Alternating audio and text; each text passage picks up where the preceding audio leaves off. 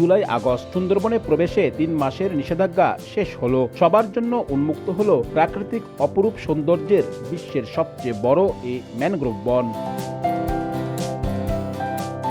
3 মাসে নতুন রূপ পেয়েছে সুন্দরবন। তার সৌন্দর্য যেন হাতছানি দিয়ে ডাকছে দর্শনার্থীদের। করমজল, হারবাড়িয়া, দুবলা, শেখেরটেক সহ সমুদ্র তীরবর্তী ও বনাঞ্চলের সব পর্যটক স্পট দর্শনার্থীদের জন্য প্রস্তুত করা হয়েছে। পর্যটন ব্যবসায়ীরা নতুনভাবে সাজিয়েছেন নৌযান। ঝাঁকে ঝাঁকে হরিণ, জলজ ও বন্যপ্রাণীর অবাধ বিচরণ, গাছের ডালে পাখপাখালির কিচিরমিচির সহ রোমাঞ্চকর ভ্রমণে উন্মুখ হয়ে আছেন পর্যটকরা। ভাগ্য ভালো হলে মিলতে পারে রয়্যাল বেঙ্গল টাইগারেরও দেখা।